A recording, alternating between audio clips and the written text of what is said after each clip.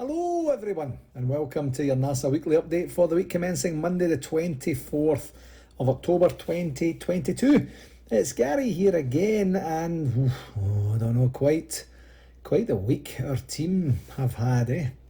I'm not sure I can honestly remember, or maybe I've just blocked it from my memory bank, but I can't honestly remember the last time we struggled so badly at home twice in a week. I'm sure there was times back in the dark days post 2012 where we did, but the difference this time was we struggled so badly at home, and then we're also booed off the field in both games as well, which is a worry. Things are quite clearly off the rails on the playing side for the team right now, aren't they? And it's just painful to watch. I honestly thought the Liverpool away game would have been the turning point for us. We defended very well. Everyone stuck to the game plan. The result wasn't a mess. It was two set pieces. I even said on the pod, I think we're going to learn from this. And it's certainly not the way that I was thinking it was going to turn after that. We've just completely tanked this past week and a bit anyway, and the team appear to be more and more bewildered and confused as each game comes up. I think we've all seen this sort of scene before, whether it's been Rangers or other teams that you maybe keep an eye on, where the performances start to dip, the results get shakier and shakier, and then the overall team cohesion levels just drop to the point where we're just in an absolute spiral or a tailspin.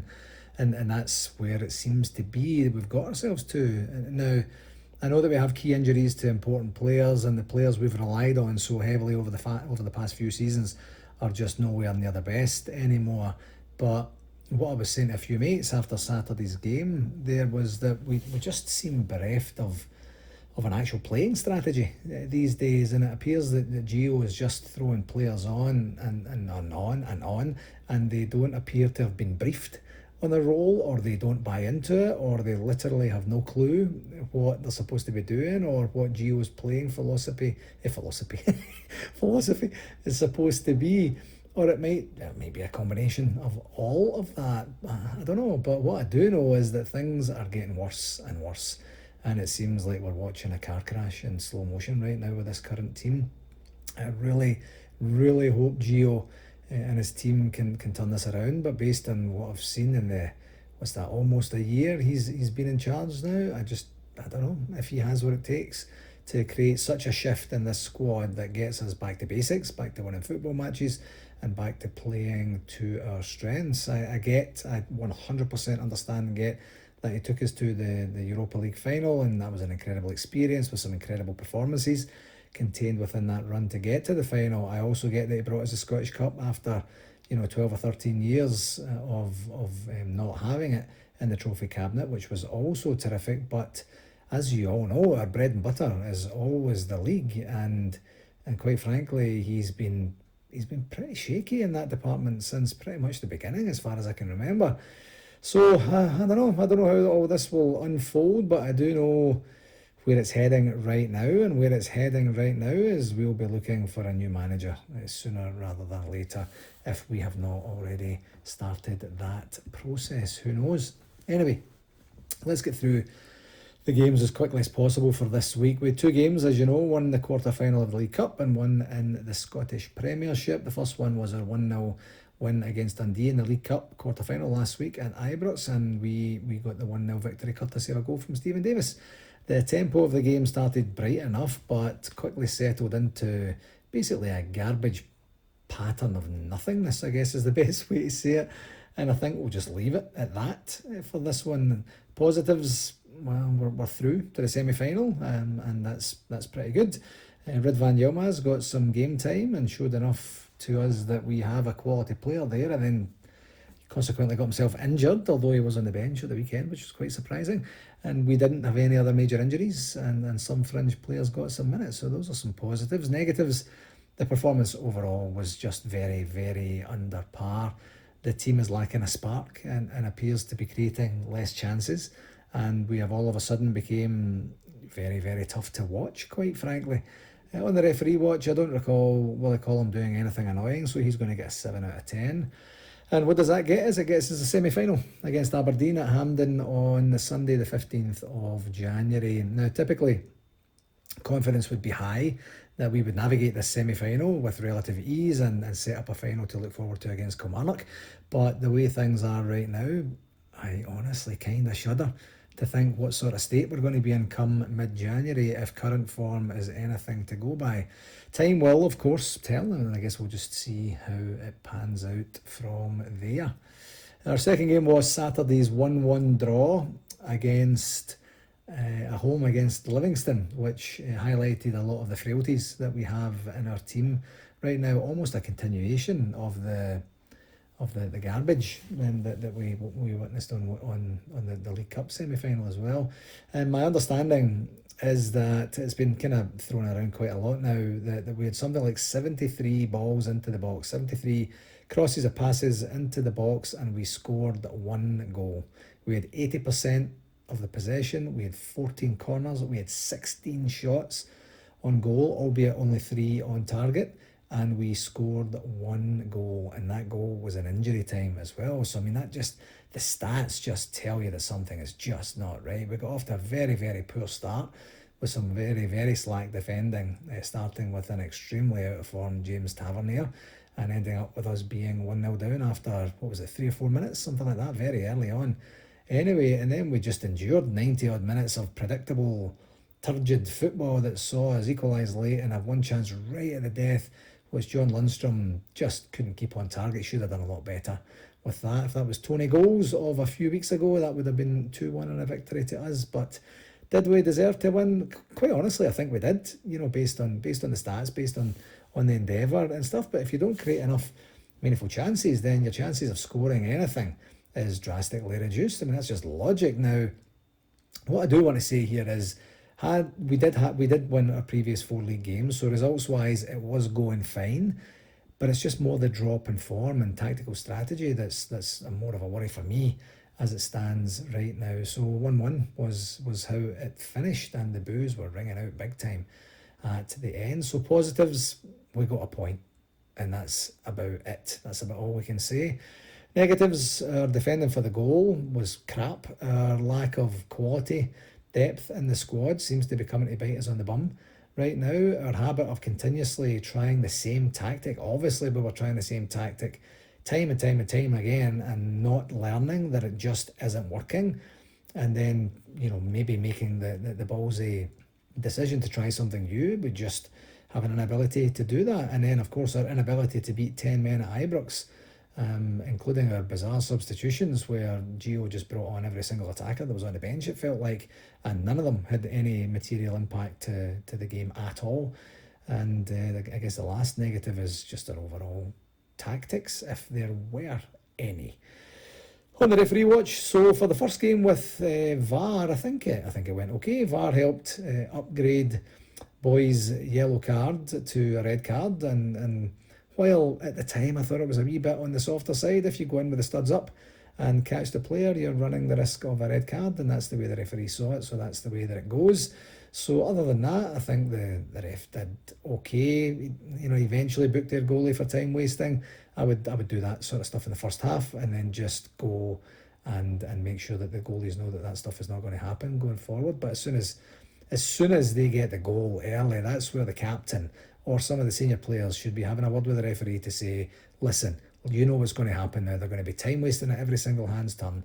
Just, make sure you keep an eye on that. Not telling you your job, ref, but just keep an eye on it. That's exactly what I would do on the pitch if it was me. So anyway, that's just the way that it went. So anyway, the referee, David Monroe, I believe it was, gets a 7 out of 10 for Saturday's performance. Sigh. Anyway, so 2 games this week, starting with Wednesday's massacre in the making, UEFA Champions League 5th game away to Syria and Champions League group leaders Napoli, in a game that we need a point from to have any chance of European football after Christmas. It's a very, very tall order. I was hearing earlier today they have, on the weekend there, they won their 11th game straight, which is a record equalling feat for them, so I'm sure they'll be desperate to try and go one better and do to us what they've done to us and everyone else in the group and just smash us to smithereens. So, I don't know. This one is a 3 p.m. Eastern Standard Time kickoff. That's 8 p.m. UK. And with the way that we're playing right now, our overall team confidence and with who we're playing and where, I think it's going to be a huge task not to get our arses handed to us again. So, one, however, of the many great things of being a Rangers fan is that we get to go through this emotional roller coaster or an emotional tumble dryer or whatever you want to call it, and go from the depths of despair that we're kind of in right now, in the aftermath of a couple of really dodgy games for us, and then start to build up our enthusiasm and start to build up our anticipation, and then I guess we'll see what happens on the night. Who knows? Napoli might not care so much anymore about the Champions League after securing qualification, but even then, I fear they're just too strong for us, because if they were even to put out a team of kids or a team of second stringers or whatever it is, they're probably still better than us anyway. So I guess we'll just see how that goes. But this Champions League campaign has been very, very difficult. That the money is the only shining light from that, and a couple of experiences to get a wee bit excited now and again. Our second game is at home to Aberdeen on Saturday. And that's a 10 a.m. Eastern Standard Time kickoff, 3 p.m. UK time. And, you have to be honest and think that this is a must-win for Giovanni and his team. Aberdeen are now in third spot and have won their last 2 games. So, as usual, we'll get a tough game from them, like we always do, whether it's home or away. And if we continue to play the way we've been playing, that will not bode well for the team, and most likely not for the result either, or potentially for the tenure of our existing management team. And normally I'm excited for these games, but I just can't help but have a wee bit of a knot in my stomach for what might be on this game. Like the Napoli game, we'll see what happens. You kind of never quite know what you're going to get from this Rangers team these days. So for RTV from the last week, no issues that I know about. So another successful week for us overall, which is always great to see. For shout-outs this week, I wanted to firstly mention the sacking of Steven Gerrard by Aston Villa after less than a week in charge last week there. And I don't mention this to gloat about a former manager losing his job, nothing of the kind. For regular listeners, you'll know that I was extremely disappointed in the manner that he left us. In November, he basically lied and then sneaked off like a thief in the night. And, that's not the way that you do things. And I think I'd mentioned at the time, even when Graham Souness left, he did it through the front door. And he held a press conference, he explained what he was doing, he explained why. Then we can agree or disagree, that's okay, but at least we know what happens. But just to sneak away the way that he did and then just leave it all to supposition. Maybe he was informed to do that by the existing board, maybe there was a non-disclosure agreement, maybe there was something in his contract or something like that, but come out and say that. Just tell the truth and show the fans a wee bit of respect. He chose to do none of that.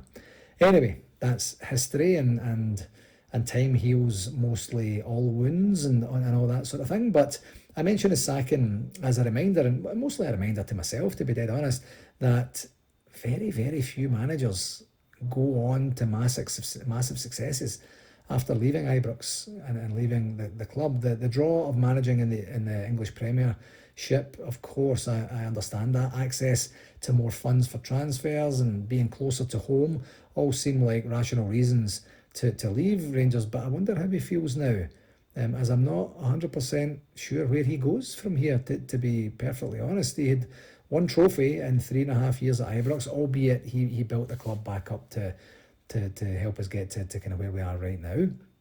And then to be sacked within a year after flopping at a club like Villa, I'll never have anything other than gratitude to him for delivering 55 in the manner that we did. Just such an incredible season.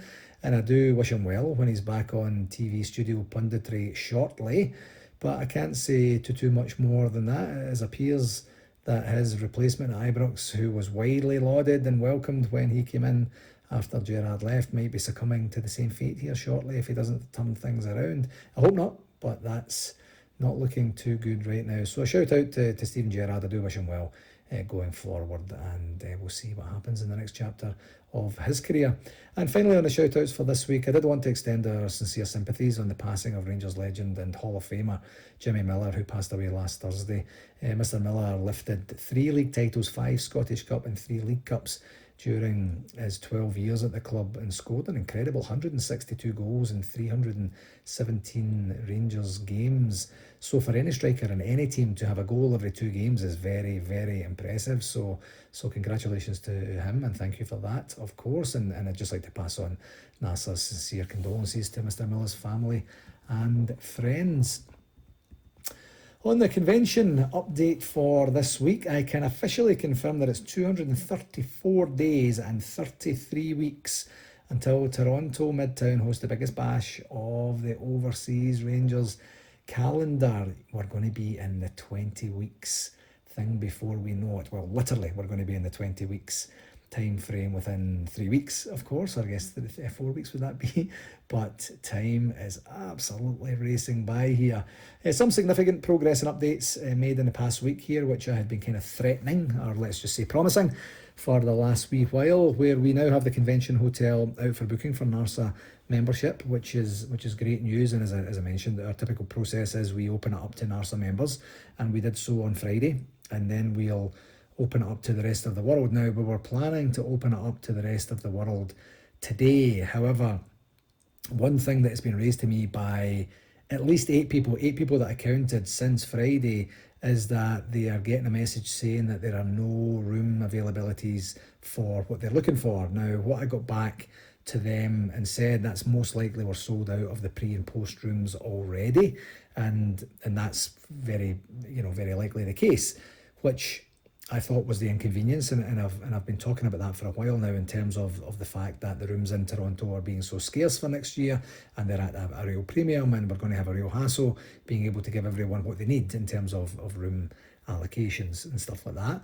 Now, I say that I thought that was the case because we got a pickup report today, and a pickup report is what we get from the hotel, which basically how many rooms have been picked up is exactly what it is. So I got the pickup report today, and that's not the case. That there's still rooms left on the Monday, Tuesday, Wednesday leading up to it, and the Sunday afterwards as well. So I have a call arranged with the hotel for tomorrow to work through that with them. I was hoping the call was going to take place today, but they weren't available today, so that's just the way that it goes. So hopefully it's just what we typically experience at this time, and just teething troubles. And some people were getting mixed messages from the people in the call centre when they were calling in as well. Frustrating, I know. We will get this fixed, and we'll get it a bit more slick. And we are in constant conversation and contact with the hotel, and they are also trying to help us out with some sister hotels in the city, with maybe pre and post rooms as well. So that's going to be a work in progress. It's actually literally in progress right now, and I'll share what I know when I know more about that, should we need that, when we get to kind of looking like we're going to be full at the Sheraton.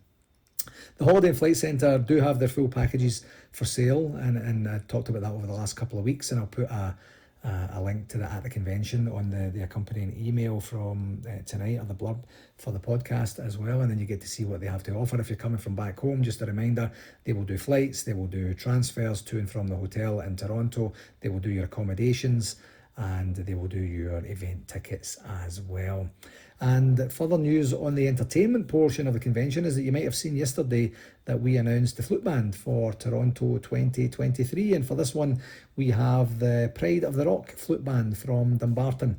And the folks at Toronto Midtown were very keen on this band from the very beginning of their engagement with us, and just this past Friday we managed to secure their formal commitment to attending. So thank you to the Toronto Midtown folks, and to Stephen and Brian from the band for persevering to make this happen. It's always nice to kind of mix it up a wee bit. I did see some activity on social media asking about what happened with the Govan Proddy boys, and mostly everything we do from a convention perspective involves the host club, and the host club will be involved in their wish list for VIP guests. They are, of course, then putting the conference the convention packages together for entertainment, for the DJ and the band, and also for the excursions that happen on the Friday. And we also give them input, of course, to to the flute band. And as I say, Toronto Midtown were very keen from the very beginning to try and mix it up a wee bit and give a wee bit more variety. So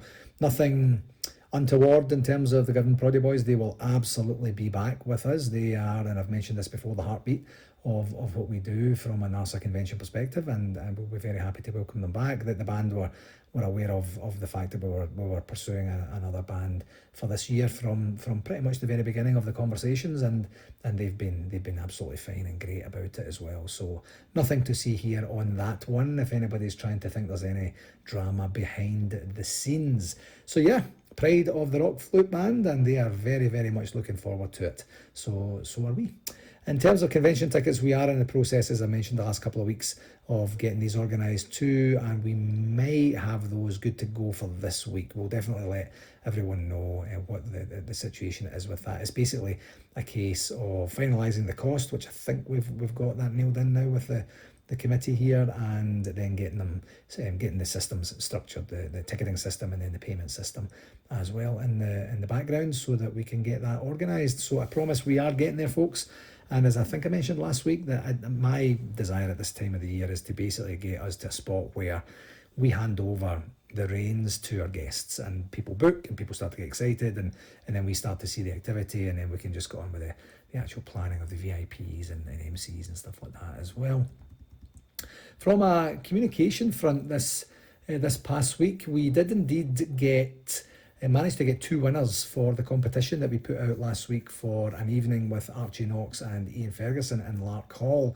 And we asked both of them to provide a bit of an overview of their experience of the event, and one of them did get back to us, which was very, very kind of him. And here's what Johnny Mitchell said: "I have been to a few of these events over the years and met many of my heroes from the 9 in a row era. Ian Ferguson is one of my all-time favourite Rangers, and so I was delighted to win this competition and to be able to take my daughter along. She was born in 2000, so she can't relate to many of these players in the way that people of my generation can, but she was still really looking forward to it. The fact that the event was being held in our new hometown of Lark Hall made it even better. The MC for the event was RTV's own Tom Millar. I really liked Tom, and I thought he did a great job by asking Archie Knox and Ian Ferguson great questions that kept the audience captivated with the stories that were then told. Credit to the staff from 5 Stars too for the way they arranged the seating. This then made it very easy for everyone to go through the photograph with the 2 guests. These were then put on their Facebook page during the event. We have a great picture together to remind us of our night. We had no luck in the raffle, but that's nothing new for us. Sorry. And thank you all once again at NARSA and 5 Stars for the opportunity to attend a very enjoyable evening. Yours in blue, Johnny and Keris Mitchell." So that's very kind of him to say that, and I'm really glad that you had a great time when you were there. These events just look absolutely magic. I would be all over that if I was back home. The events the 5 Stars are putting on, and you can see that they're putting on more and more and more as time goes on, are fantastic as well. On the memorabilia associated with the Rangers 72 film that's been out now for a week or so, I did want to provide another wee reminder, of course, that the memorabilia is out there for purchase, and that should be a tremendous gift for Christmas for someone that you love, or someone that you like a lot, and it would look lovely hanging on their wall, I'm sure. But what I did want to tell you this week is, if you are purchasing the merchandise, you do get a personalised message on the, basically engraved or emblazoned in the kind of plate inside the frame. But you get to choose your personalised message after you've made the purchase. That will come in a separate email after the purchase is confirmed. We had an incident last week where nothing happened during the actual art of doing the purchase, of making the purchase, and you would think that there would be a box there to say type in your message. It's done via email after the fact. So just to save you any angst, if you're planning to do that, go ahead and get that organised, and then just know a wee bit more about the process. Okay, folks, that will do it for this week. As always, I can't thank you enough for taking the time to listen. I wish it was better news all around in terms of the team front, but what can you do? Please do share it with whomever you think might enjoy it. And until next week, here's to, I don't know, whatever the team is going to serve up for us this week. And until next week, please do take care of yourself, and all the very best. Cheerio.